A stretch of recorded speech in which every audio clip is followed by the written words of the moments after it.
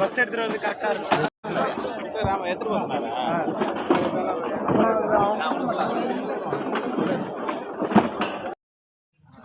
சமூக நீதி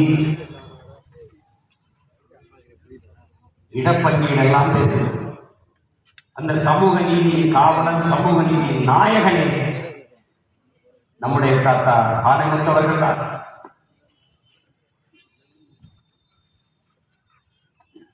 ஆயிரத்தி 1950 தாழ்த்தப்பட்ட இந்த மக்களுக்காக, பழங்குடி மக்களுக்கான இடஒதுக்கீடு இடப்பட்டியல் வந்துவிட்டது. 1943 வெள்ளக்காரர்களே அதை கொடுத்து விட்டார். ஆனால் 1950 அது நடைமுறைக்கு வருகிறது. ஆனால் பிற்படுத்தப்பட்ட ஒடுக்கப்பட்ட மக்களுக்கான இடஒதுக்கீடு இல்லை. உனக்கு அதை பத்தி கவலை தான். டாஸ்மார்க் திறந்திருக்கு, தினம் ஒரு படம் ரிலீஸ் ஆகுது, பிடித்த நடிகர்கள் படம் வருது. உனக்கெல்லாம் கொசுக்கு மருந்து அடிக்கிற மாதிரி விஷத்தடிச்சு சா வைக்கணும்பா உங்களையெல்லாம். ஐயோ,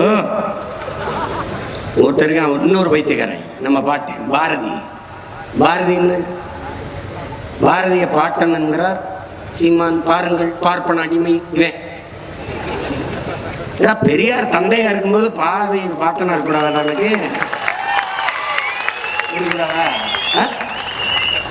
ஊவேசாவை தாத்தா என்று சுருட்டி அடிக்கிறார். இருக்கட்டும்டா, சோனியா காந்தி அன்னையா இருக்கும்போது ஊவேசானுக்கு தாத்தா. உனக்கு என்ன பிரச்சனை?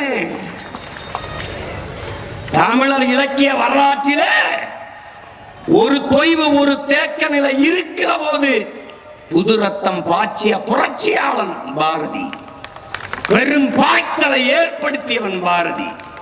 அவனுக்கு பிறகு அவன் தாக்கம் இல்லாது எவனும் எழுதின. அவன் சொல்லடி சிவசக்தி, என்னை சுடர்மிக அறிவுடன் என் படைத்தாய். நீ எல்லா பயிலும் கோயில்ல போய் எனக்கு நல்ல அறிவை கொடு, நல்ல புத்தியை கொடு, இதாண்டா கேப்ப. அதே சாமி கிட்ட போய் இவன் எதுக்கு இவ்வளவு அறிவு எனக்கு கொடுத்த? உரப்பள்ளி முட்டாப்பையில படைச்சு விட்டு என்னை மட்டும் அறிவை படைச்சு விட்ட. நான் பேசுறது இவனுக்கும் புரியலன்னு கேட்டேன். ஒரே ஆளு உலகத்திலே நம்ம பாட்டம் தான். அது மாதிரி இப்ப நான் என்ன கேட்க வேண்டியிருக்கேன், இவங்களோட என்ன எதுக்கு பிறக்க வச்சா? எதுக்கு பிறக்க வச்சா? இந்த நாய் நிறையா பிறந்திருந்தா 4 வீட்டில் நக்கி சாப்பிட்டு செத்துருக்கலாம்ல. இது இந்த மானங்கட்ட பொழப்பு. இந்த பேச்சை 13 ஆண்டா சுடுகாட்டை வச்சா 4 படம் எந்திரிச்சிருக்கு. பாவம் ரொம்ப நேரமா பேசிட்டு இருக்காங்க, கத்திக்கிட்டு இருக்காங்க. இது ஒரு இனமா?